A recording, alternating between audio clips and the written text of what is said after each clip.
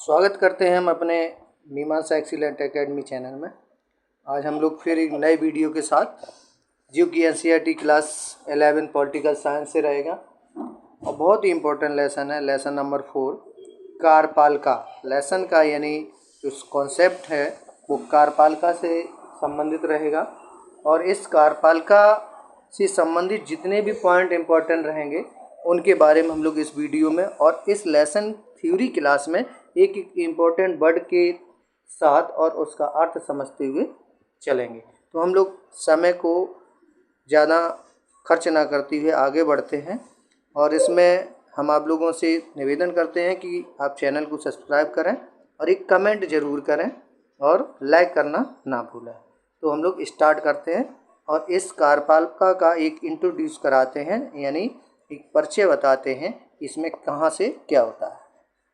सबसे पहले देखते हैं कि कार्यपालिका में विधायिका, कार्यपालिका और न्यायपालिका सरकार के 3 अंग होते हैं।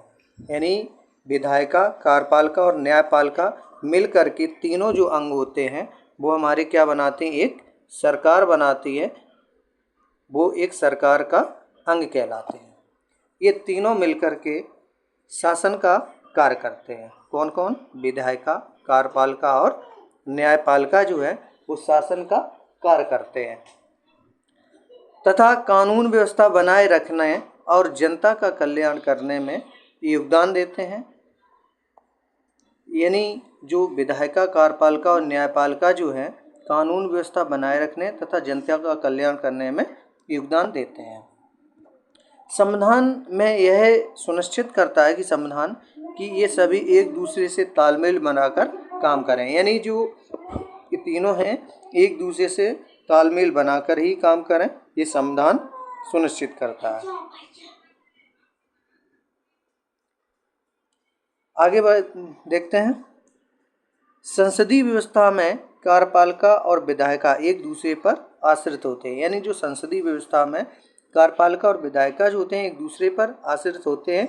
अर्थात अगर हम कहें इसमें कि विधायिका कार्यपालिका को न केवल नियंत्रित करती है बल्कि उसे नियंत्रित भी होती है। यानी जो विधायिका है कार्यपालिका को नियंत्रित तो करती है लेकिन उससे नियंत्रित भी होती है। अर्थात यानी विधायिका और कार्यपालिका एक दूसरे को एडवाइस कर सकते हैं, एक दूसरे से एडवाइस ले सकते हैं। इस अध्याय में हम सरकार की कार्यपालिका के संगठन, संरचना और कार्यों का अध्ययन करेंगे और इसी अध्याय में हम ये भी पढ़ेंगे कि पिछले कुछ समय के राजनीतिक व्यवहार के कारण और इसमें क्या क्या चेंजेस हुए हैं।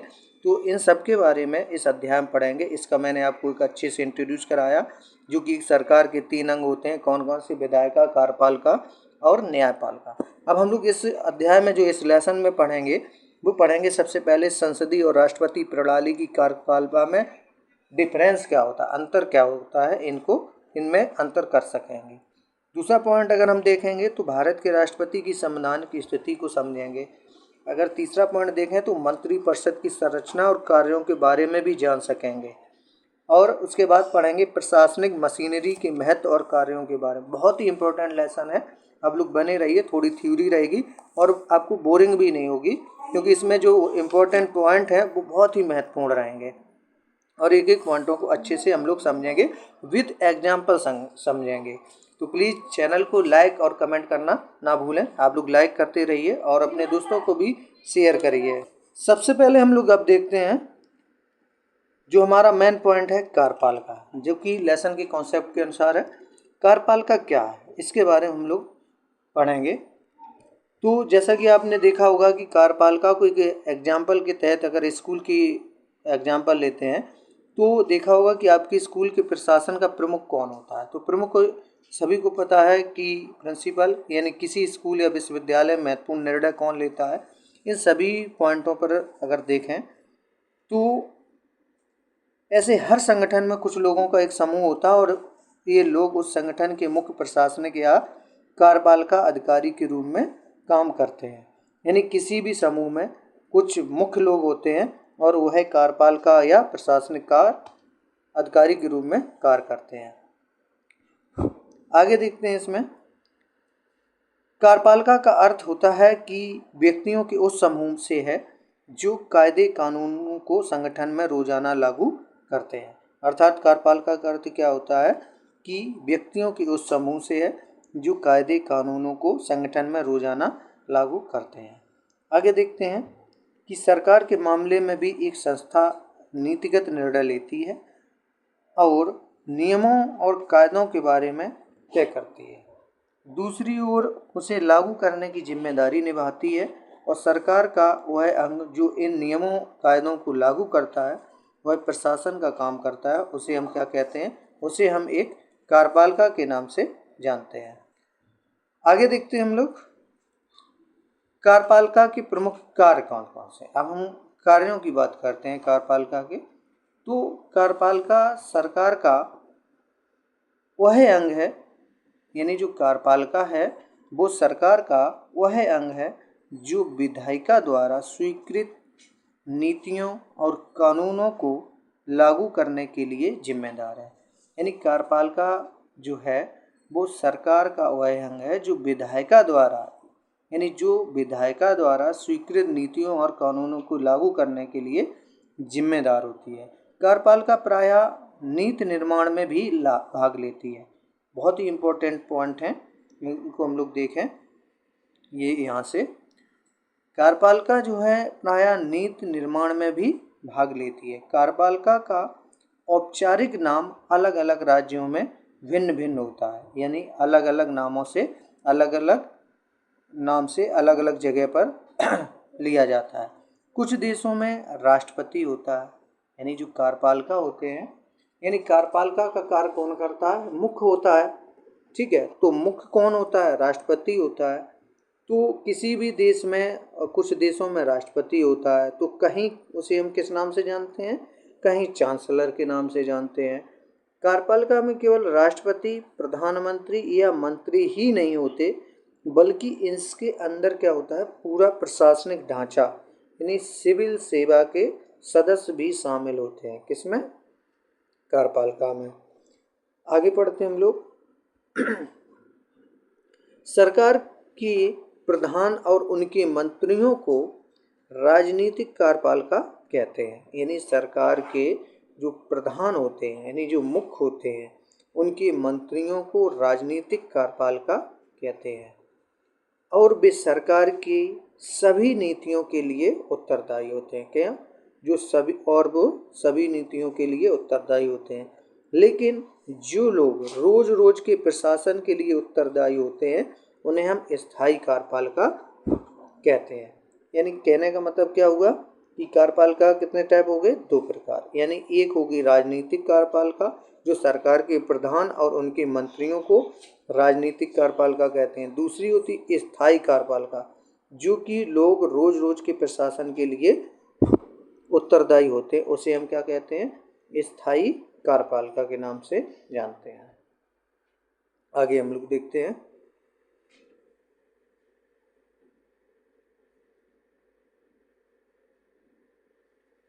एक महत्वपूर्ण पॉइंट है, इसको हम लोग थोड़ा याद रखेंगे इसको, कि मुझे याद है कि कोई कह रहा था कि लोकतंत्र में कार्यपालिका जनता के प्रति उत्तरदायी होता है। यानी लोकतंत्र में कार्यपालिका जो है वो जनता के प्रति उत्तरदायी होता है। क्या यह बड़ी कंपनियों के बड़े अधिकारियों के लिए भी सही है? क्या उन्हें हम मुख्य कार्यपालिका अधिकारी नहीं कहते हैं? वे किसके प्रति उत्तरदायी हैं? तो इम्पोर्टेंट पॉइंट ये है कि लोकतंत्र में कार्यपालिका जनता के प्रति उत्तरदायी होते हैं। चलिए आगे हम लोग अब समझते हैं कार्यपालिका कितने प्रकार की होती है।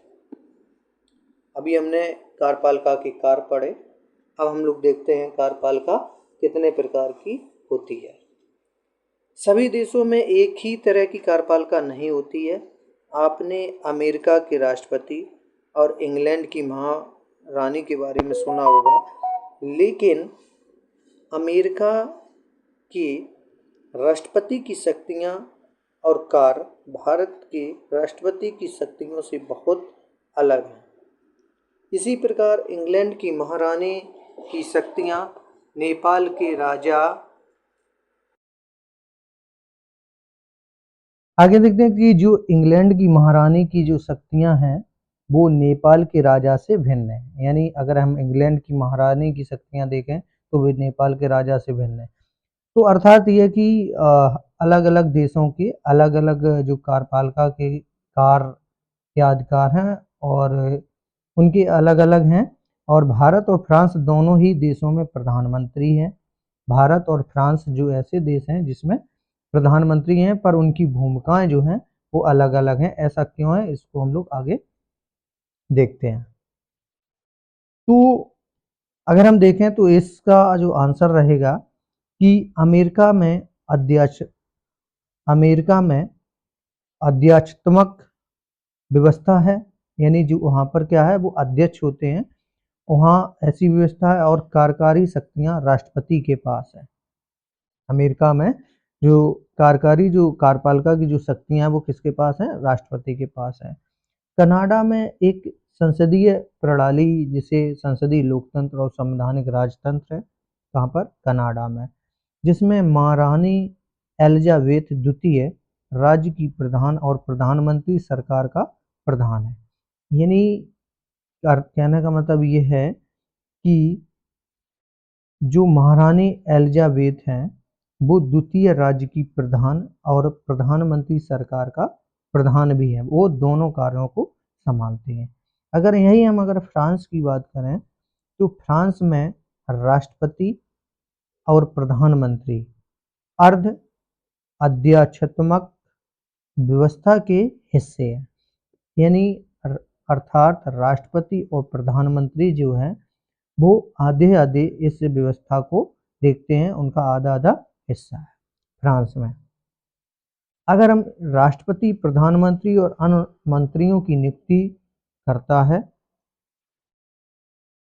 राष्ट्रपति प्रधानमंत्री और अन्य मंत्रियों की नियुक्ति करता है। यानी जो प्रधानमंत्री और अन्य मंत्रियों की जो नियुक्ति करता है वो कौन करता है, राष्ट्रपति करता है। पर उन्हें पद से हटा नहीं सकता क्योंकि वे संसद के प्रति उत्तरदायी होते हैं। राष्ट्रपति को प्रधानमंत्री और उनके मंत्रियों को अपने पद से हटाने का दायित्व तो राष्ट्रपति का नहीं है, जबकि नियुक्त करने का दायित्व किसका है, राष्ट्रपति का है। जापान में अगर प्रश्न बनता है कि प्रधानमंत्री और अन्य मंत्रियों की नियुक्ति कौन करता है, तो वो एक राष्ट्रपति करते हैं क्योंकि वे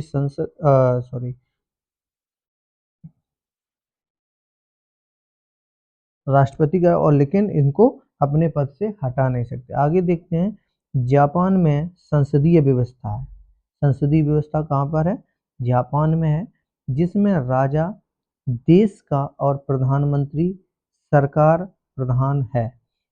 अर्थात जिसमें राजा जो है वो देश का और प्रधानमंत्री सरकार का प्रधान है। सरकार का प्रधान कौन है, प्रधानमंत्री, और देश का अगर प्रधान है तो वहाँ राजा है। इटली में अगर बात करें तो एक संसदीय व्यवस्था है। इस जो पॉइंट मैं बोल रहा हूँ इसमें बहुत ही सारी चीज़ें छिपी हुई हैं। कहने का मतलब ये है कि अगर प्रश्न बनता है कि अध्यात्मक व्यवस्था जो है वो कहाँ से ली गई, वो अमेरिका से ली गई, पहला प्रश्न। दूसरी बात अगर कही जाए तो संसदीय प्रणाली कहाँ से ली गई, वो कनाडा से ली गई। तीसरी अगर अध्यक्षात्मक व्यवस्था अगर बात की जाए तो वो फ्रांस से है, या और फ्रांस में भी है। दोनों प्रश्न हैं इसके। अगर वही बात अगर की जाए, संसदीय व्यवस्था जो है वो कहाँ पर है, वो जापान में है और जापान से ली गई है। एक संसदीय व्यवस्था की बात की जाए तो वो इटली से ली गई और इटली में है, जिसमें अब इसको हम विस्तार से पढ़ते हैं।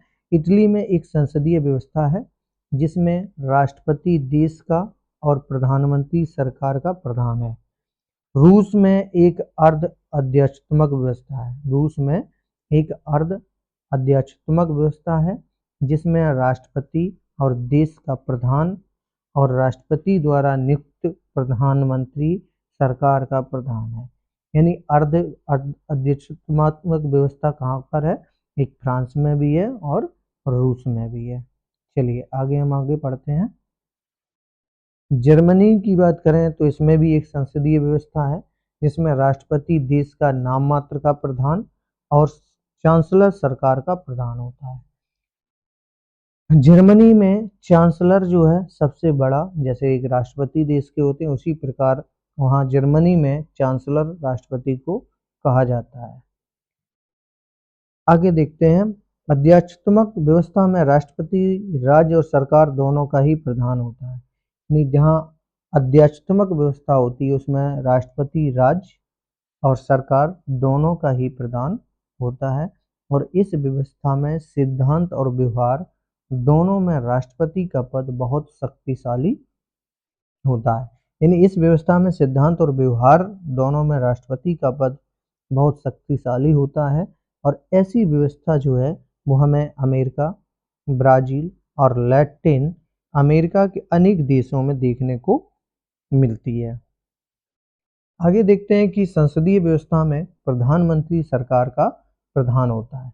अगर हम संसदीय व्यवस्था देखें तो इसमें सबसे मुख्य चीफ कौन होता है, तो वो होते हैं प्रधानमंत्री। आगे पढ़ते हैं हम, कार्यपालिका के प्रकार पढ़ लेते हैं। यानी हमारे जो कार्यपालिका के प्रकार हैं वो कौन कौन होते हैं, इम्पोर्टेंट है, इसको हम लोग बहुत ही ध्यान से देख लेते हैं। पहले इसको बड़ा करते हैं, जूम करके दिखाते हैं।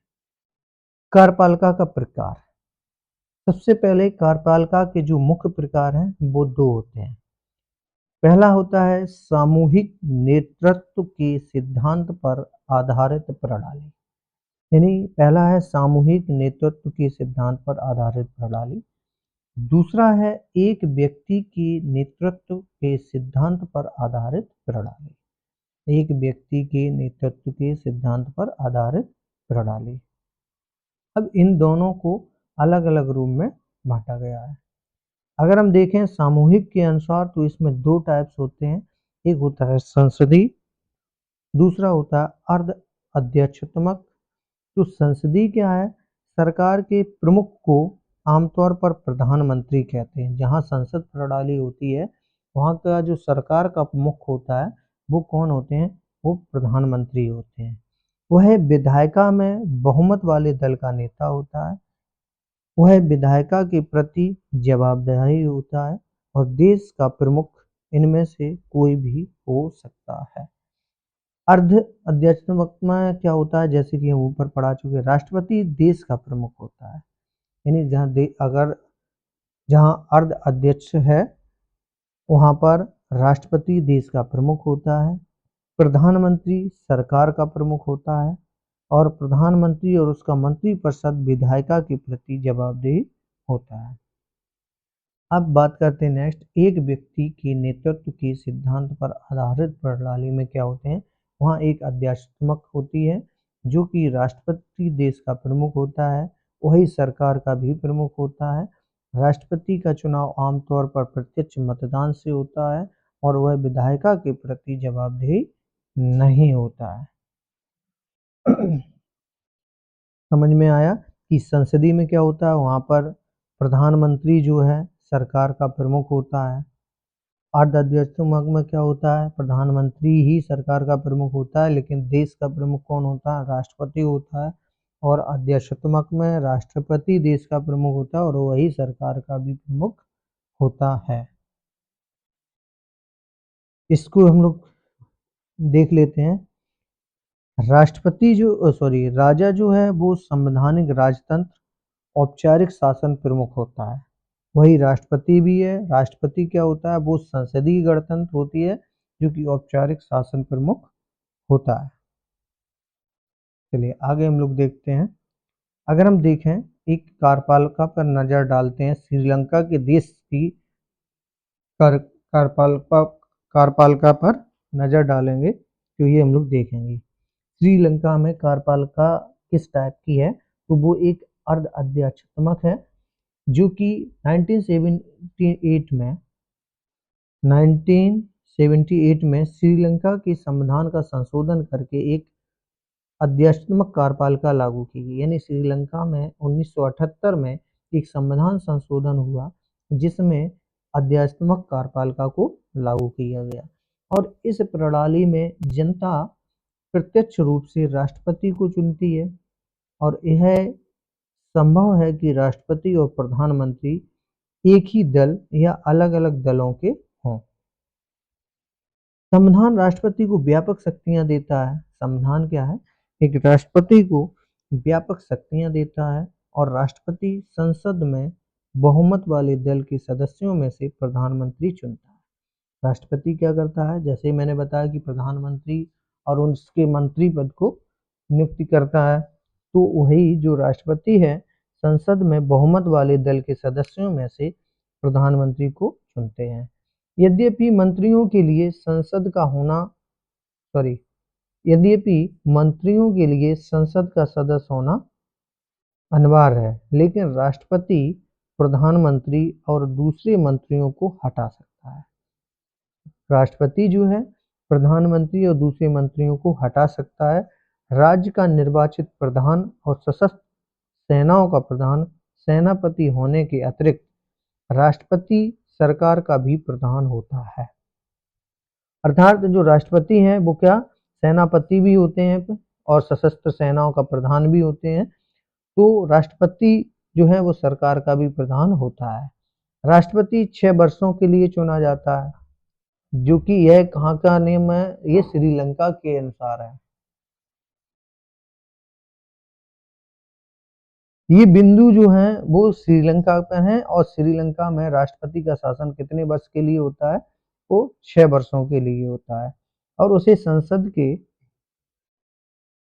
की कुल सदस्य संख्या के 2/3 बहुमत से पारित प्रस्ताव के द्वारा ही हटाया जा सकता है। यानी अगर राष्ट्रपति को हटाया जाए तो संसद की 2/3 सदस्य मिलकर के ही उन्हें बहुमत दे करके हटा सकते हैं। यदि यह प्रस्ताव संसद के कम से कम आधे सदस्यों द्वारा पास किया जाए और संसद का अध्यक्ष भी संतुष्ट हो कि आरोपों में दम है, तो संसद का अध्यक्ष उसे सर्वोच्च न्यायालय को भेज सकता है। ये राष्ट्रपति के अर्ध आदेशात्मक कार्यपालिका के रूप में है। श्रीलंका के राष्ट्रपति और प्रधानमंत्री की स्थिति भारत से कैसे भिन्न है, इस पर हम लोग आगे चर्चा करेंगे। भारत में श्रीलंका के राष्ट्रपति के महाभियोग में सर्वोच्च न्यायालय की भूमिका की तुलना करें। आगे हम लोग देखेंगे कि संसदीय व्यवस्थाओं में एक राष्ट्रपति या राजा होता है। संसदीय व्यवस्थाओं में क्या होता है कि एक जैसा कि अभी हमने श्रीलंका के बारे में पढ़ लिया, वहाँ पर राष्ट्रपति का कार्यकाल कितने वर्ष के लिए होता है? 6 वर्ष के लिए होता है। अब आगे देखते हैं कि संसदीय व्यवस्थाओं में एक राष्ट्रपति या राजा होता है जो देश का औपचारिक या नाम मात्र का प्रधान होता है। इस व्यवस्था में राष्ट्रपति या राजा की भूमिका मुख्यतः अलंकारिक होती है, यानी एक सजावटी रूप में होती है और प्रधानमंत्री तथा मंत्रिमंडल के पास वास्तविक शक्ति होती है। यानी जहाँ संसदीय व्यवस्था होती है वो सबसे ज़्यादा पावर किसमें होता है? प्रधानमंत्री और उसके मंत्रिमंडल के पास होता है। जर्मनी, इटली, जापान, इंग्लैंड और पुर्तगाल आदि देशों में ऐसी व्यवस्था में देखने को मिलती है। कौन सी? संसदीय व्यवस्था, जो कि पावर सबसे ज़्यादा किसके पास होता है? प्रधानमंत्री के पास होता है। आगे देखते हैं, अर्ध आदेशात्मक व्यवस्था में राष्ट्रपति और प्रधानमंत्री दोनों होते हैं, लेकिन संसदीय व्यवस्था के विपरीत उसमें राष्ट्रपति के दैनिक कार्यों के संपादन में महत्वपूर्ण शक्तियां प्राप्त हो सकती हैं। लेकिन इस व्यवस्था में कभी कभी राष्ट्रपति और प्रधानमंत्री दोनों ही एक दल के हो सकते हैं, लेकिन जब कभी भी वे दोनों अलग अलग दलों के होते हैं तो उनमें आपस में विरोध हो सकता है। फ्रांस, रूस और श्रीलंका में ऐसी ही व्यवस्था हमें देखने को मिलती है। चलिए आगे बढ़ते हैं।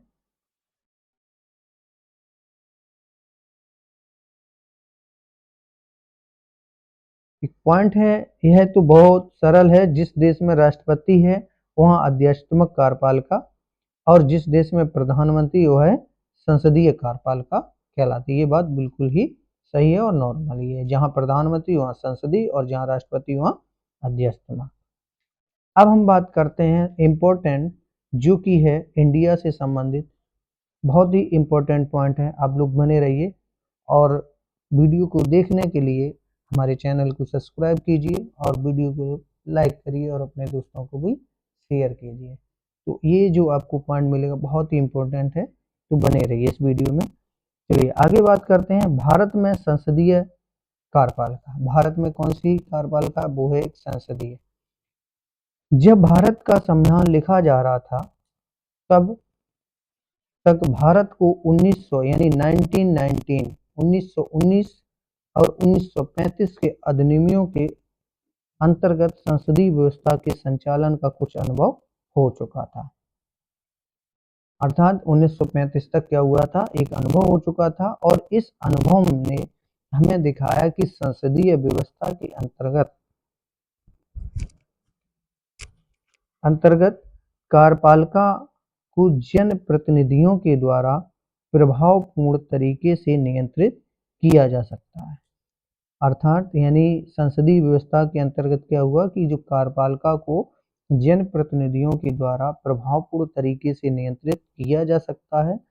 भारतीय संविधान के निर्माता एक ऐसी सरकार सुनिश्चित करना चाहते थे, जो भारतीय संविधान के निर्माता हैं वो कैसी सरकार सुनिश्चित करना चाहते हैं? जो जनता की अपेक्षाओं के प्रति संवेदनशील और उत्तरदायी हो, यानी ऐसी व्यवस्था हो, ऐसी सरकार हो जो कि जनता के प्रति ही कार्य करे, यानी जनता की अपेक्षाओं के प्रति और संवेदनशील उत्तरदायी हो।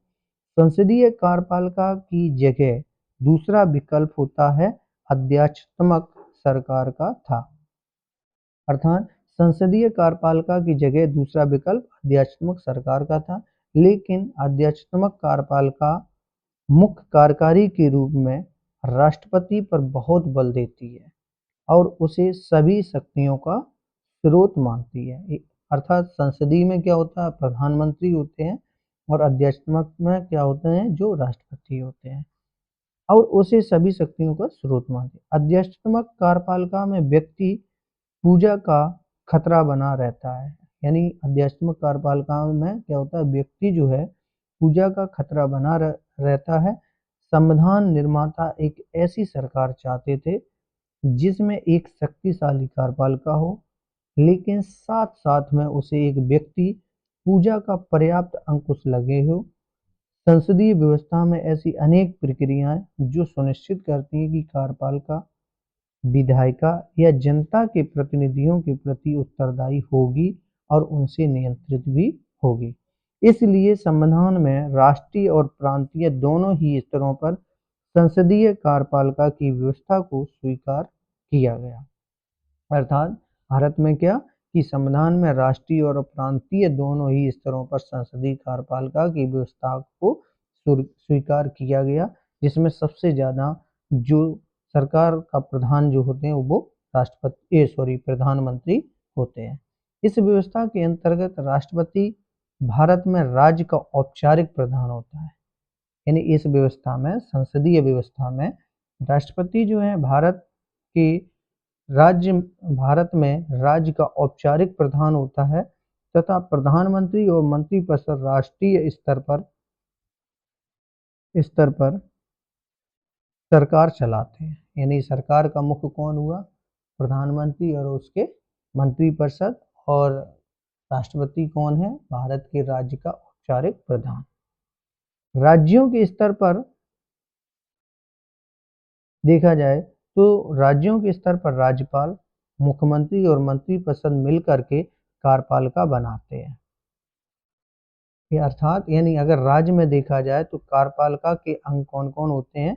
राज्यपाल, मुख्यमंत्री, मंत्रिपरिषद जो है वो एक कार्यपालिका को बनाते हैं। चलिए आगे पढ़ते हैं। भारत के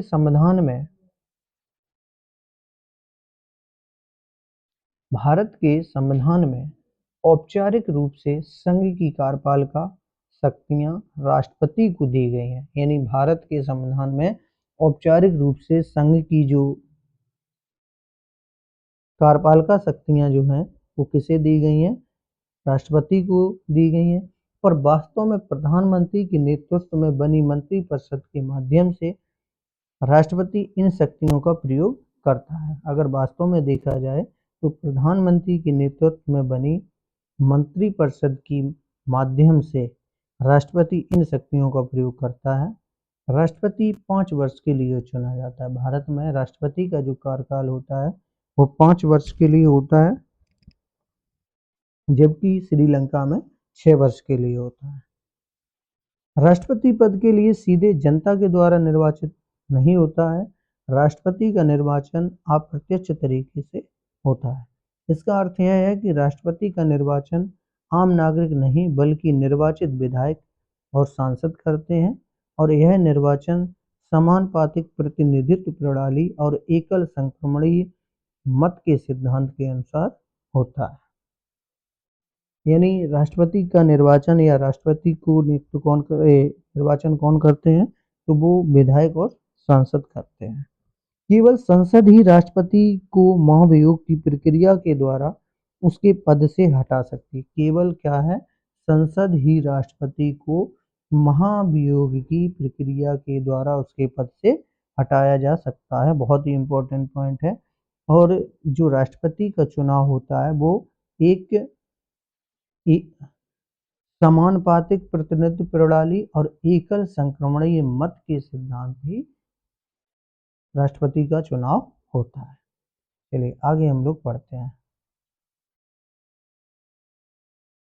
महाभियोग केवल संविधान के उल्लंघन के आधार पर लगाया जा सकता है। जो महाभियोग है केवल संविधान के उल्लंघन पर ही लगाया जा सकता, ऐसा नहीं कि जब सभी के मन में आया कि एक महाभियोग लगा दिया जाए, ये सही नहीं है। चलिए आगे हम बात करते हैं आर्टिकल 74(1) के अनुसार, यानी अनुच्छेद 74 में अगर देखें तो 74 जो है, राष्ट्रपति को सहायता और सलाह देने के लिए एक मंत्री परिषद होगी जिसका प्रधानमंत्री होगा। यानी संविधान की अनुच्छेद 74(1) में लिखा है कि राष्ट्रपति को सहायता और सलाह देने के लिए एक मंत्री परिषद होगी जिसका प्रधानमंत्री होगा। राष्ट्रपति अपने कृत्यों का प्रयोग करने में ऐसी सलाह के अनुसार कार्य करेगा। अर्थात राष्ट्रपति को सहायता और सलाह देने की बात जो है वो कौन से आर्टिकल में, 74 में है, जिसमें प्रधानमंत्री और जिसका प्रधान जो होता है वो प्रधानमंत्री होगा। इस प्रकार से जो सलाह देने का जो अधिकार है प्रधानमंत्री को, वो आर्टिकल 74 फर्स्ट में संविधान में उल्लिखित है। परंतु राष्ट्रपति जो है वो मंत्रिपरिषद से ऐसी सलाह पर पुनर्विचार करने को कह सकता है, और राष्ट्रपति ऐसे पुनर्विचार के पश्चात दी गई सलाह के अनुसार ही कार्य करेगा। अर्थात जो सलाह राष्ट्रपति को दी जाएगी उसमें वो पुनर्विचार भी कर सकता है और उस पर उसके अनुसार उसके बाद ही कार्य करने के लिए बाध्य होंगे।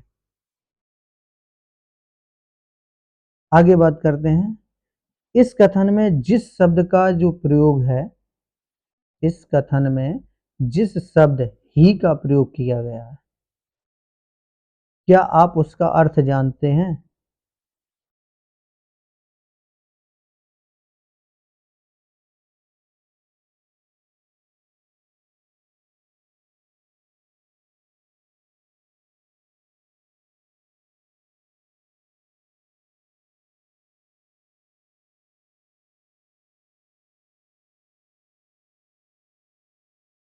उसका अर्थ यह है कि राष्ट्रपति मंत्रिपरिषद की सलाह मानने को बाध्य है। यानी जो राष्ट्रपति है वो मंत्रिपरिषद की सलाह को मानने को बाध्य है, और राष्ट्रपति की शक्ति पर उठे विवाद के कारण संविधान का संशोधन करके यह स्पष्ट कर दिया गया कि राष्ट्रपति मंत्रिपरिषद की सलाह मानने को बाध्य है। बाद में एक संशोधन के द्वारा यह निर्णय किया गया कि राष्ट्रपति मंत्रिपरिषद को अपनी सलाह पर एक बार पुनर्विचार करने के लिए कह सकता, लेकिन उस मंत्रिपरिषद के द्वारा पुनर्विचार के बाद दी गई सलाह को मानना पड़ेगा किसे, राष्ट्रपति को। चलिए आगे हम लोग पढ़ते हैं। आर्टिकल हमने 74 में पढ़ा कि जो कि प्रधानमंत्री और प्रधानमंत्री की जो मंत्रिपरिषद की सलाह राष्ट्रपति को मानना पड़ेगा। आगे पढ़ते हैं राष्ट्रपति की शक्ति और उसकी स्थिति के बारे में। बहुत ही इम्पोर्टेंट पॉइंट है राष्ट्रपति की शक्ति और उसकी स्थिति के बारे में।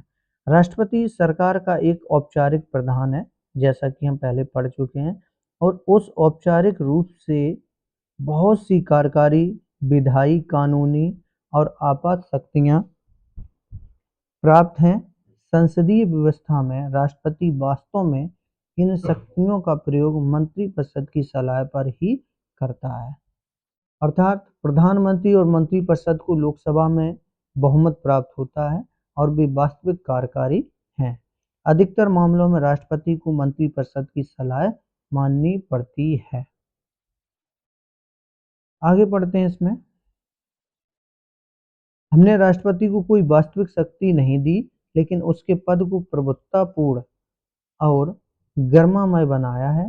संविधान उसे न तो वास्तविक कार्यकारी बनाना चाहता है और न ही एकदम नाम मात्र का प्रधान। संविधान उसे एक ऐसा प्रधान बनाना चाहता है जो न शासक होता है और न शासन करता है।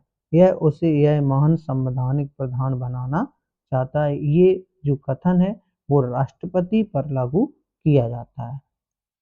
और जैसा कि हम अगर इस इमेज में अगर देख पाए तो पंडित जवाहरलाल नेहरू जी का है, जो कि संविधान सभा वाद विवाद खंड संख्या पृष्ठ 734 में है, और जो कि पंडित जवाहरलाल नेहरू भारत के सबसे स्वतंत्र भारत के प्रथम प्रधानमंत्री के रूप में चुने गए थे।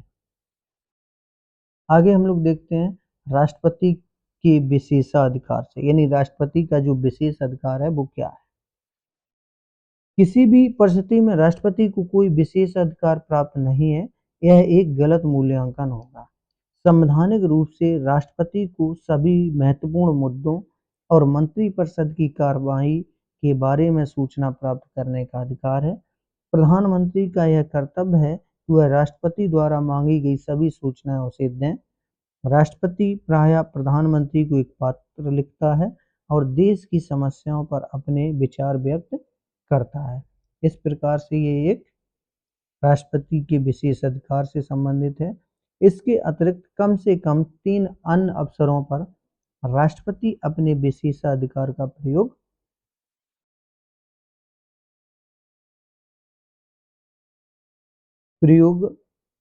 करता है। प्रथम, जैसा कि आप पहले ही देख चुके कि राष्ट्रपति मंत्रिपरिषद की सलाह को लौटा सकता है और उसे अपने निर्णय पर पुनर्विचार करने के लिए कह सकता है।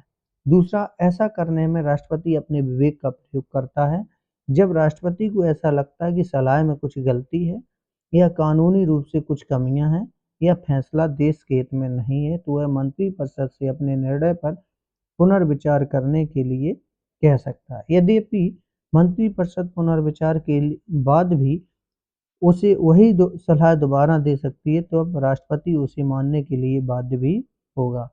तथापि राष्ट्रपति के द्वारा पुनर्विचार का आग्रह अपने आप में काफी मायने रखता है। अतः यह एक तरीका है जिसमें राष्ट्रपति अपने विवेक के आधार पर अपनी शक्ति का प्रयोग करता है। दूसरे, राष्ट्रपति के पास वीटो की शक्ति होती है।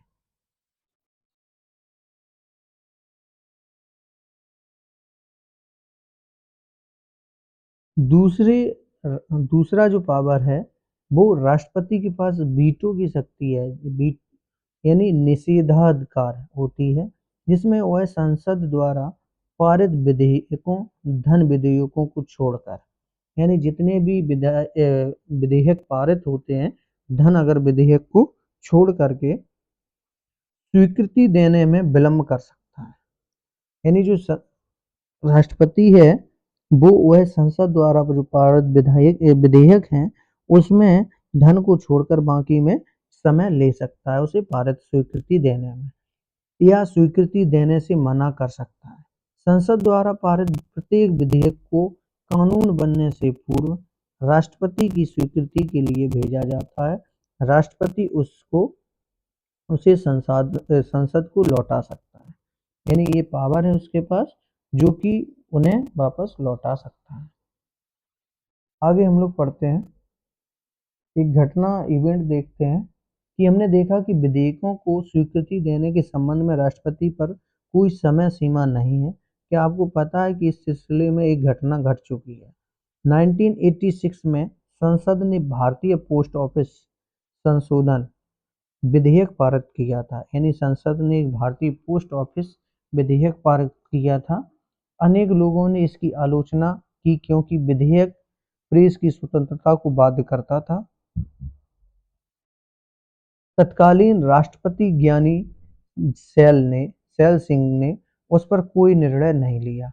उनका कार्यकाल समाप्त होने के बाद अगले राष्ट्रपति वेंकट रमण ने उसे पुनर्विचार के लिए संसद को लौटा दिया। तब वह तब तक वह सरकार बदल गई जिसने विधेयक पेश किया था। यानी पहले जो ज्ञानी जैल सिंह थे, उन्होंने इस पर कोई निर्णय नहीं लिया था। उनका कार्यकाल जब समाप्त हुआ तब उसके बाद राष्ट्रपति जो वेंकट रमण ने उसे पुनर्विचार के लिए संसद को लौटा दिया। तब तक वह सरकार बदल गई जिसने विधेयक पेश किया था और 1989 में एक नई सरकार चुनकर आई थी। यह दूसरे दलों के गठबंधन सरकार की थी। उसने इस विधेयक को दोबारा संसद में पेश ही नहीं किया। इस प्रकार जैल सिंह के द्वारा विधेयक को स्वीकृति देने के निर्णय में विलंब करने का वास्तविक परिणाम यह हुआ कि विधेयक कानून न बन सका। यह एक एग्जाम्पल है कि किस प्रकार से राष्ट्रपति काम कर सकते हैं और उस पर पुनर्विचार के लिए कह सकता है। वीटो की यह शक्ति सीमित है। वीटो की जो शक्ति है वो एक सीमित है क्योंकि संसद उसी विधेयक को दोबारा पारित कर दे और राष्ट्रपति के पास भेजे तो राष्ट्रपति को उस पर अपनी स्वीकृति देने ही पड़ेगी। लेकिन संविधान में राष्ट्रपति के लिए ऐसी कोई समय सीमा निर्धारित नहीं है जिसके अंदर उसे विधेयक को पुनर्विचार के लिए लौटाना पड़े।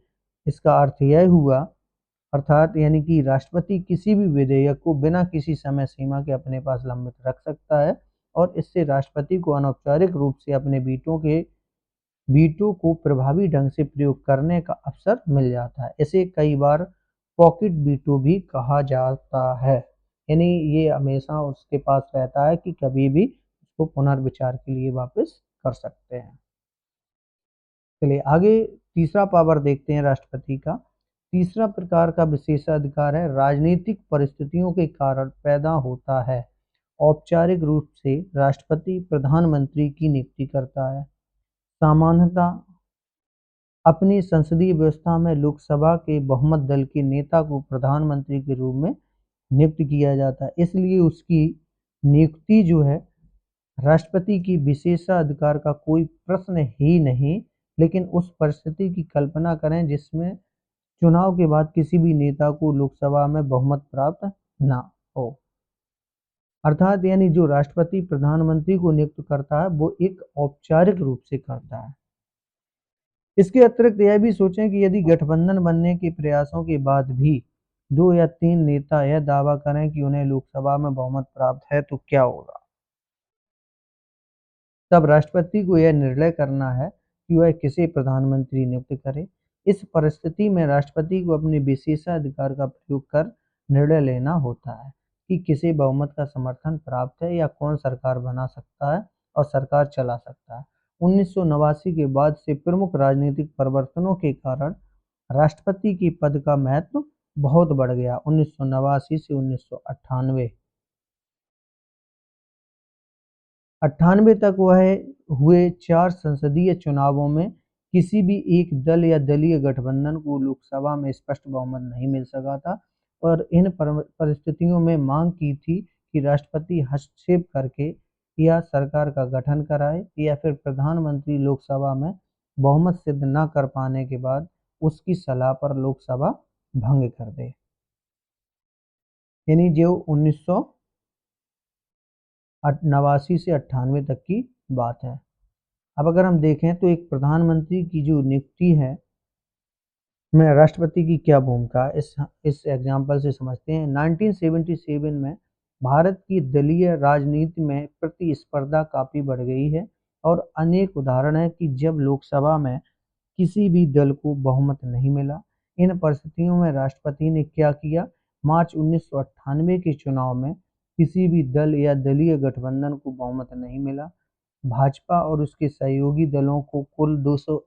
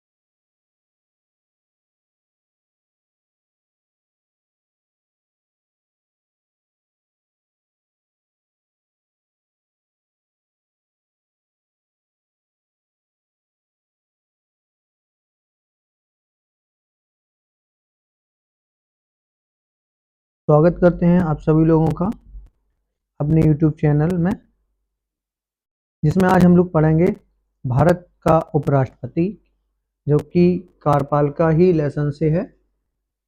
जैसा कि हमने कल पढ़ा था, कार्यपालिका का बहुत जो महत्वपूर्ण लेसन था उसके बारे में हमने बहुत अच्छे से पढ़ा और उसमें एक एक पॉइंट को बहुत ही महत्वपूर्ण रूप से रखा और जो और इम्पोर्टेंट था उसे कई बार रिपीट भी किया। उसके आगे देखते हैं भारत के उपराष्ट्रपति के बारे में, उनके अधिकार और कार्यों के बारे में जानते हैं और स्टार्ट करते हैं। भारत का उपराष्ट्रपति, उपराष्ट्रपति जो है वो 5 वर्ष के लिए चुना जाता है।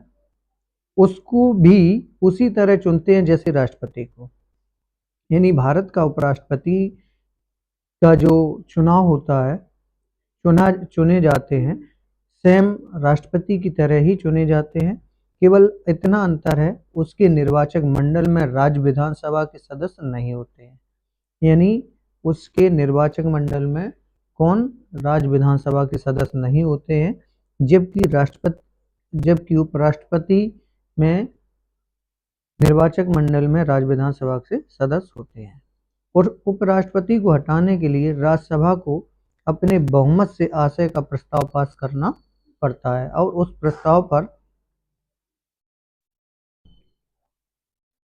लोकसभा की सहमति लेनी पड़ती है। उपराष्ट्रपति राज्यसभा का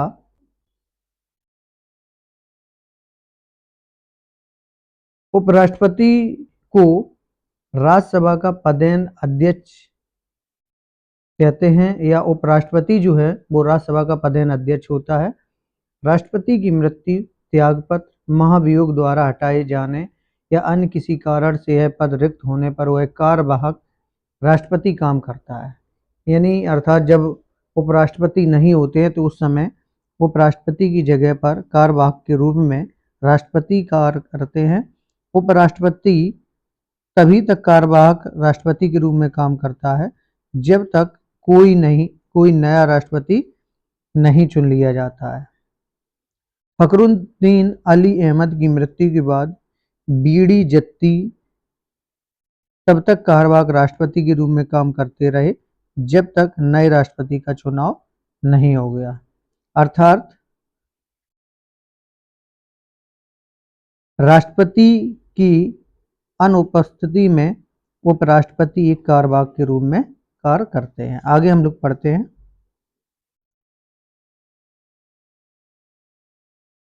कि कल्पना करें कि प्रधानमंत्री किस राज्य में इस आधार पर राष्ट्रपति शासन लगाना चाहते हैं कि वहां की सरकार दलितों पर अत्याचार रोकने में विफल रही है।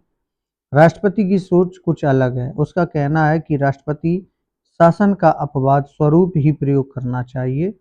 इस स्थिति में राष्ट्रपति के पास निम्नलिखित में से कौन विकल्प है? सबसे पहला है कि वह प्रधानमंत्री को बताएं कि राष्ट्रपति शासन की घोषणा करने वाले आदेश पर वह हस्ताक्षर नहीं करेगा। यानी वह प्रधानमंत्री को बताए कि राष्ट्रपति शासन की घोषणा करने वाले आदेश पर वह हस्ताक्षर नहीं करेगा। प्रधानमंत्री को बर्खास्त कर दे। वह प्रधानमंत्री से वहां केंद्रीय रिजर्व पुलिस बल भेजने को कहे। एक प्रेस वक्तव्य दे कि क्यों प्रधानमंत्री गलत हैं। इस संबंध में प्रधानमंत्री बातचीत करे और ऐसा करने से रोके, परंतु यदि प्रधानमंत्री दृढ़ रहे तब उस पर हस्ताक्षर कर दे। इस प्रकार से यह विकल्प है, तो इसका विकल्प हमारा यहाँ राइट है। आगे देखते हैं कि प्रधानमंत्री के बिना कोई मंत्रिपरिषद नहीं होती है। यह इस इमेज के माध्यम से भी समझ पाते हैं। आगे अब हम पढ़ते हैं, अभी तक हमने पढ़ा उपराष्ट्रपति के बारे में, अब हम पढ़ेंगे प्रधानमंत्री और उनके मंत्रिपरिषद के अधिकार और कार्यों के बारे में समझते हैं। भारत के प्रधानमंत्री पद का उल्लेख किए बिना भारतीय सरकार या राजनीति की कोई चर्चा नहीं हो सकती। क्या आप सोच सकते हैं कि ऐसा क्यों? इस अध्याय में हम पहले पढ़ चुके हैं कि राष्ट्रपति केवल मंत्रिपरिषद की सलाह पर ही अपनी शक्तियों का प्रयोग करता है। प्रधानमंत्री इस मंत्रिपरिषद का प्रधान होता है। अतः मंत्रिपरिषद के प्रधान के रूप में प्रधानमंत्री जो है अपने देश की सरकार का सबसे महत्वपूर्ण पदाधिकारी हो जाता है। आगे हम अगर पढ़ें, संसदीय शासन में यह जरूरी है कि प्रधानमंत्री को लोकसभा में बहुमत प्राप्त हो। यानी संसदीय शासन प्रणाली में यह जरूरी है कि प्रधानमंत्री को लोकसभा में बहुमत प्राप्त हो। बहुमत का यह समर्थन भी प्रधानमंत्री को बहुत शक्तिशाली बना देता है। जैसे ही प्रधानमंत्री बहुमत का समर्थन खो देता है, वह अपना पद भी खो देता है। स्वतंत्रता के बाद कई वर्षों तक कांग्रेस पार्टी का लोकसभा में बहुमत बना रहा, जिससे उसी का नेता प्रधानमंत्री बनता रहा। 1989 से अनेक ऐसे अवसर आए जब लोकसभा में किसी भी दल को बहुमत नहीं मिला। अनेक राजनीतिक दलों को तालमेल कर गठबंधन बनाना पड़ा, जिसे लोकसभा में बहुमत प्राप्त हो। इस परिस्थिति में जो नेता सहयोगी दलों को अधिकतर स्वीकार होता है, वह प्रधानमंत्री बनता है। यानी जो प्रधानमंत्री का गठन कैसे होता है, या तो बहुमत दल से या गठबंधन से होता। औपचारिक रूप से जिस नेता को लोकसभा में बहुमत का समर्थन प्राप्त होता है, राष्ट्रपति उसे प्रधानमंत्री नियुक्त करता है। प्रधानमंत्री तय करता है कि उसकी मंत्रिपरिषद में कौन लोग मंत्री होंगे।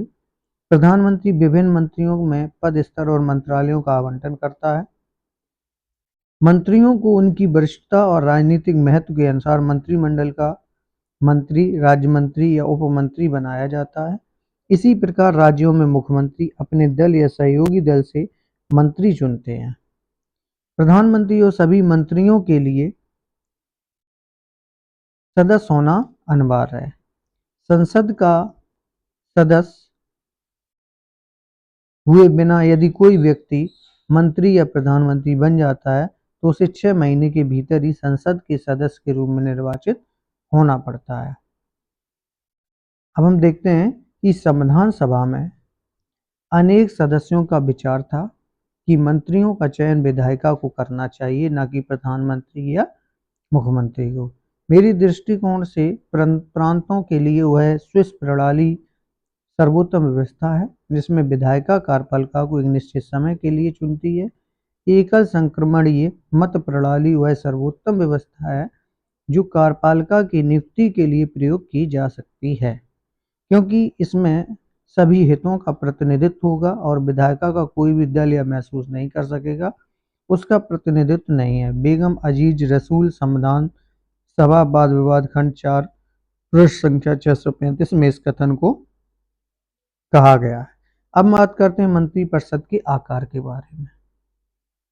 संविधान के 91वें संविधान संशोधन अधिनियम 2003 के पहले मंत्रिपरिषद का आकार समय की मांग और परिस्थितियों के अनुरूप तय किया जाता था, लेकिन ऐसे में मंत्रिपरिषद का आकार बहुत बड़ा हो जाता था।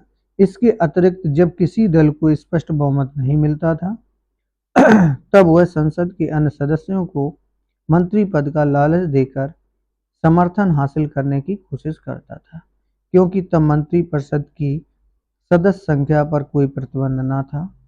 यह अनेक राज्यों में भी हो रहा था। अतः संविधान का संशोधन करके यह व्यवस्था की गई कि मंत्रिपरिषद के सदस्यों की संख्या लोकसभा या राज्यों में विधानसभा की कुल सदस्य संख्या के 15% से अधिक न होगी। विधायिका वाले अध्याय में आप विस्तार से उन तरीकों के बारे में पढ़ेंगे जिनसे संसद कार्यपालिका को नियंत्रित करती है, लेकिन हमें याद रखना चाहिए कि संसदीय शासन की सबसे बड़ी विशेषता यह है कि कार्यपालिका सतत रूप से विधायिका के नियंत्रण और देखरेख में रहती है। अर्थात यानी अभी आगे नेक्स्ट लेसन रहेगा विधायिका, जिसमें हम और भी अच्छे महत्वपूर्ण उनकी कार्यपालिका के बारे में समझेंगे। मंत्रिपरिषद लोकसभा के प्रति सामूहिक रूप से उत्तरदायी है। इस प्रावधान का अर्थ है कि जो सरकार लोकसभा में विश्वास खो देती है उसे त्यागपत्र देना पड़ता है। इस सिद्धांत के अनुसार मंत्रिपरिषद संसद की एक कार्यकारी समिति है, यानी जो मंत्रिपरिषद संसद की एक क्या है, कार्यकारी समिति है, और वह संसद के प्रतिनिधि के रूप में सामूहिक रूप से शासन करती है। सामूहिक उत्तरदायित्व मंत्रिमंडल की एकजुटता के सिद्धांत पर आधारित है। इसकी भावना यह है कि यदि किसी एक मंत्री के विरुद्ध भी अविश्वास प्रस्ताव पारित हो जाए तो संपूर्ण मंत्रिपरिषद को त्याग देना पड़ता है। अर्थात क्या हुआ कि अगर एक मंत्री के विरुद्ध भी अविश्वास प्रस्ताव पारित होता है तो संपूर्ण मंत्रिपरिषद को त्यागपत्र देना पड़ता है। इसका अर्थ यह भी है कि यदि कोई मंत्रिमंडल की नीति या निर्णय से सहमत नहीं है तो उस निर्णय को स्वीकार कर लेना चाहिए या त्यागपत्र दे देना चाहिए। जिस नीति के बारे में सामूहिक उत्तरदायित्व को उसे मानना या उसे लागू करना सभी मंत्रियों के लिए जरूरी है। चलिए आगे देखते हैं कि भारत में प्रधानमंत्री का सरकार में स्थान सर्वोपरि है। बिना प्रधानमंत्री के मंत्रिपरिषद का कोई अस्तित्व नहीं है। मंत्रिपरिषद तभी अस्तित्व में आती है जब प्रधानमंत्री अपने पद का शपथ ग्रहण कर लेता है। प्रधानमंत्री की मृत्यु या त्यागपत्र से पूरी मंत्रिपरिषद ही भंग हो जाती है, जबकि किसी मंत्री की मृत्यु, हटाए जाने या त्यागपत्र के कारण मंत्रिपरिषद में केवल एक स्थान खाली होता है। प्रधानमंत्री एक तरफ मंत्रिपरिषद तथा दूसरी ओर राष्ट्रपति और संसद के बीच एक सेतु का काम करता है। यानी जो प्रधानमंत्री है वो राष्ट्रपति और संसद के बीच एक सेतु का काम करता है। इसी भूमिका के कारण पंडित नेहरू ने प्रधानमंत्री को सरकार की केंद्रीय धुरी की संज्ञा दी है। यानी पंडित नेहरू ने प्रधानमंत्री को एक केंद्रीय धुरी दी है संज्ञा। प्रधानमंत्री का यह संवैधानिक दायित्व भी है कि वह सभी संघीय मामलों के प्रशासन और प्रस्तावित कानूनों के बारे में राष्ट्रपति को सूचित करे। प्रधानमंत्री सरकार के सभी महत्वपूर्ण निर्णयों में सम्मिलित होता है और सरकार की नीतियों के बारे में निर्णय लेता है। ये बहुत ही इम्पोर्टेंट लेसन है, आप लोग बने रहिए। थोड़ा सा बोरिंग होगा लेकिन बहुत इम्पोर्टेंट पॉइंट हैं, इनको समझते भी चलेंगे। इस प्रकार प्रधानमंत्री की शक्तियों के अनेक स्रोत हैं, जैसे मंत्रिपरिषद पर नियंत्रण, लोकसभा का नेतृत्व, अधिकारी जमात पर आधिपत्य, मीडिया तक पहुंच, चुनाव के दौरान उसके व्यक्तित्व का उभार तथा अंतर्राष्ट्रीय सम्मेलनों और विदेश यात्राओं के दौरान राष्ट्रीय नेता की छवि आदि। लेकिन प्रधानमंत्री की शक्तियां और उनका प्रयोग तत्कालीन राजनीतिक परिस्थितियों पर निर्भर करता है। जब भी किसी एक राजनीतिक दल को लोकसभा में बहुमत मिला, तब प्रधानमंत्री और मंत्रिमंडल की शक्तियां निर्विवाद रहीं। परंतु जब राजनीतिक दलों के गठबंधन की सरकारें बनी, तब ऐसा नहीं हुआ। बात करते हैं 1989 से हमने अपने भारत में अनेक गठबंधन सरकारों को देखा। इनमें से कई सरकारें लोकसभा की पूरी अवधि के लिए सत्ता में नहीं रह सकी। बहुमत समाप्त होने के कारण उन्होंने त्यागपत्र दे दिया या वे हटा दी गई। इन घटनाओं में संसदीय शासन का कामकाज प्रभावित हुआ।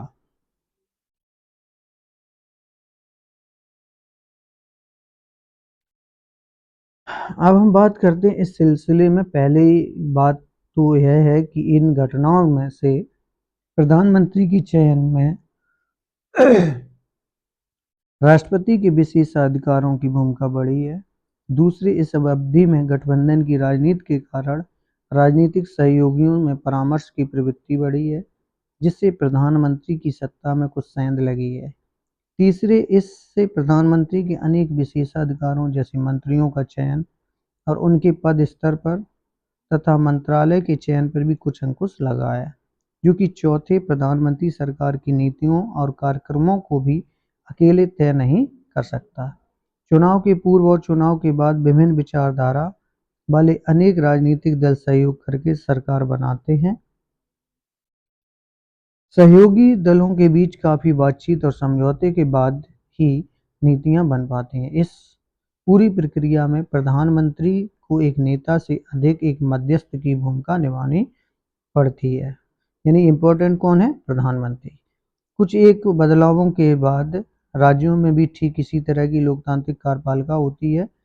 सबसे महत्वपूर्ण अंतर यह है कि राज्य में एक राज्यपाल होता है। जो केंद्रीय सरकार की सलाह पर राष्ट्रपति के द्वारा नियुक्त किया जाता है। कहने का मतलब यह है कि राज्यपाल की नियुक्ति कौन करता है? एक राष्ट्रपति करता है। यद्यपि प्रधानमंत्री की ही तरह मुख्यमंत्री भी विधानसभा में बहुमत दल का नेता होता है, पर राज्यपाल के पास ज़्यादा विवेकाधीन शक्तियां होती हैं। बहरहाल राज्य के स्तर पर भी संसदनात्मक व्यवस्था के प्रमुख सिद्धांत लागू होते हैं। इस प्रकार से हमने मंत्रिपरिषद वाला पूरा इस टॉपिक को पढ़ा। अब हम पढ़ते हैं स्थायी कार्यपालिका के बारे में, जो कि एक नौकरशाही के रूप में कार्य करता है।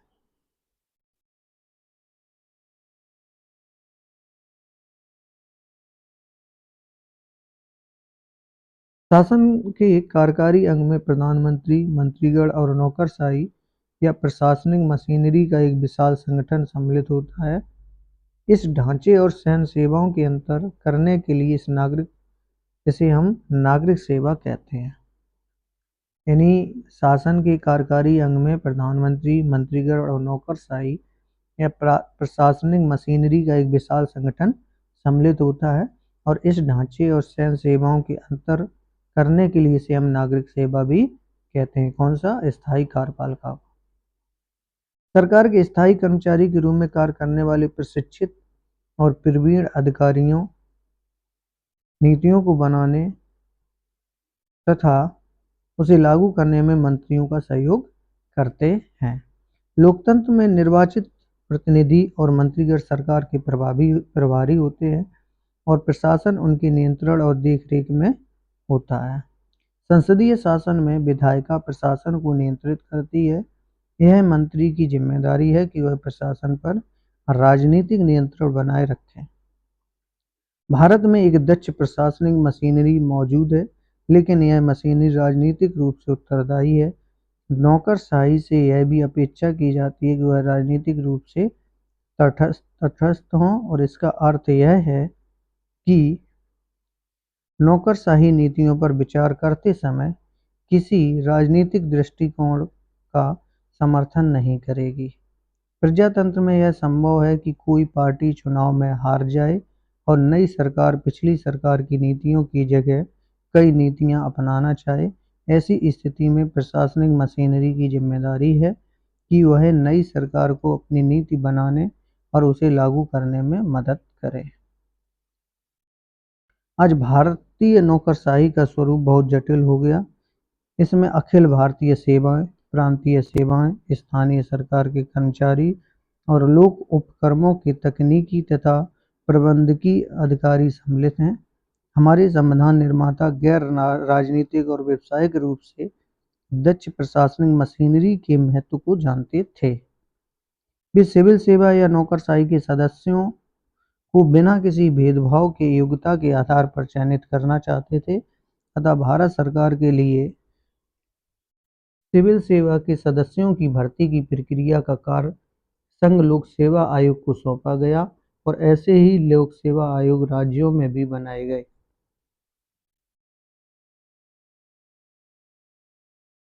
लोक सेवा आयोग के सदस्यों को एक निश्चित कार्यकाल के लिए नियुक्त किया जाता है। उनको सर्वोच्च न्यायालय के न्यायाधीश की जांच के आधार पर ही निलंबित या अपदस्थ किया जा सकता है। दक्षता और योग्यता के आधार पर बनाकर भर्ती की जाती है, लेकिन संविधान यह भी सुनिश्चित करता है कि पिछड़े वर्गों के साथ साथ समाज के सभी वर्गों को सरकारी नौकरशाही का हिस्सा बनने का मौका मिले।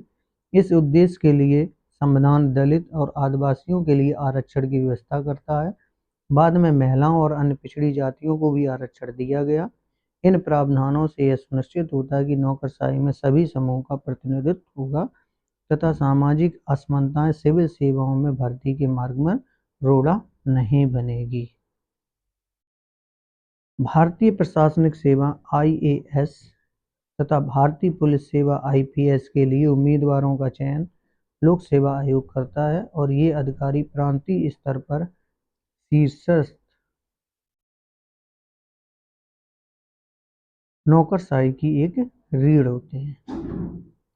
सिविल सेवाओं को अगर वर्गीकरण हम देखें तो अखिल भारतीय सेवाएं, भारतीय प्रशासनिक सेवाएं, भारतीय पुलिस सेवाएं, केंद्रीय सेवाएं के लिए भारतीय विदेश सेवा, भारतीय राजस्व सेवा, प्रांतीय सेवा में बिक्री कर और बिक्री कर अधिकारी। आपको शायद पता होगा कि एक जिले का जिलाधिकारी कलेक्टर उस जिले में सरकार का सबसे महत्वपूर्ण अधिकारी होता है। क्या आप जानते हैं कि जिलाधिकारी सामान्यतः IAS स्तर का अधिकारी होता है और वह केंद्र सरकार द्वारा बनाई गई सेवा शर्तों से नियंत्रित होता है। एक IAS अथवा IPS अधिकारी किसी एक राज्य के संबंध कर दिया जाता है जहां वह राज्य सरकार को देख रेख में काम करता है, लेकिन IAS और IPS अधिकारी केंद्र सरकार द्वारा नियुक्त होते हैं और वे केंद्र सरकार की सेवा में वापस जा सकते हैं। सबसे महत्वपूर्ण यह है कि केवल केंद्रीय सरकार ही उनके विरुद्ध अनुशासनात्मक कार्रवाई कर सकती है। इसका अर्थ यह है कि राज्यों के प्रमुख प्रशासनिक अधिकारी केंद्र सरकार की देखरेख और नियंत्रण में रहते हैं। संघ लोक सेवा आयोग द्वारा नियुक्त IAS और IPS अधिकारियों के अतिरिक्त राज्य के प्रशासन में राज्य लोक सेवा आयोगों द्वारा नियुक्त अधिकारियों का भी योगदान होता है, जैसा कि हम आगे संघवाद अपने अध्याय में पढ़ेंगे। नौकरशाही की यह विशेषता राज्यों के प्रशासन पर केंद्रीय सरकार के नियंत्रण को मजबूत कर देती है। नौकरशाही वह माध्यम है जिसके द्वारा सरकार की लोकहितकारी नीतियां जनता तक पहुंचती हैं, पर नौकरशाही इतनी शक्तिशाली होती है कि आम आदमी सरकारी अधिकारियों तक पहुंचने से डरता है। यह लोगों का आम अनुभव है कि नौकरशाही सामान्य नागरिकों की मांगों और आशाओं के प्रति संवेदनशील नहीं होता है, लेकिन जब लोकतांत्रिक ढंग से चुनी हुई सरकार नौकरशाही को नियंत्रित करती है तब इनमें से कुछ समस्याओं को प्रभावी तरीके से हल किया जा सकता है। वही दूसरी ओर ज़्यादा राजनीतिक हस्तक्षेप से नौकरशाही राजनीतिज्ञों का हाथ का खिलौना बन जाती है। हालांकि संविधान में भर्ती के लिए एक स्वतंत्र मशीनरी बनाई गई, लेकिन अनेक लोगों का मानना है कि सरकारी कर्मचारियों को अपने कार्यों के संपादन में राजनीतिक हस्तक्षेप से बचाने की कोई व्यवस्था नहीं है। यह भी महसूस किया जाता है कि जनता के प्रति नौकरशाही का उत्तरदायित्व सुनिश्चित करने के लिए पर्याप्त प्रावधान नहीं है, पर यह आशा की जाती है कि सूचना का अधिकार जैसे कदम नौकरशाही को और अधिक उत्तरदायी संवेदनशील बना सके। अब हम अगर निष्कर्ष देखें तो आधुनिक कार्यपालिका सरकार की एक अत्यंत शक्तिशाली संस्था है। सभी प्रकार की सरकारों में सरकार के अन्य अंगों की अपेक्षा कार्यपालिका ज़्यादा शक्तिशाली होती है। इससे कार्यपालिका पर लोकतांत्रिक नियंत्रण की आवश्यकता बढ़ जाती है।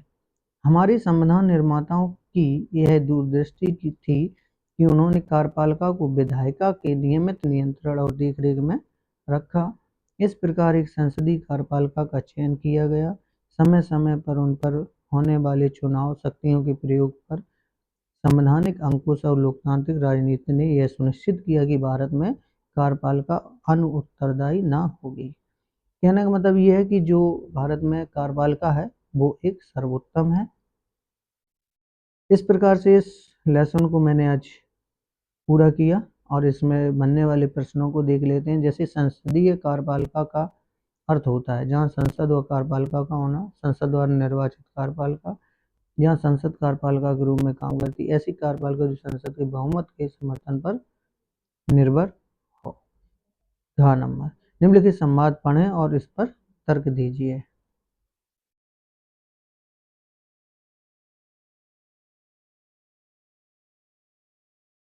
इस प्रकार से प्रधानमंत्री की नियुक्ति करने में राष्ट्रपति लोकसभा के सबसे बड़े दल के नेता को चुनता है। लोग में बहुमत अर्जित करने वाले गठबंधन दोनों सबसे बड़े नेता को राज्यसभा गठबंधन अथवा दल के, तो इसका ऑप्शन नंबर ख हमारा राइट है। मिलते हैं नेक्स्ट वीडियो में। अगर वीडियो पसंद आए तो प्लीज़ लाइक करें और कमेंट जरूर करें, जो भी हो सही या गलत, अच्छा या बुरा। तो मिलते हैं नेक्स्ट वीडियो में, तब तक के लिए जय हिंद जय भारत।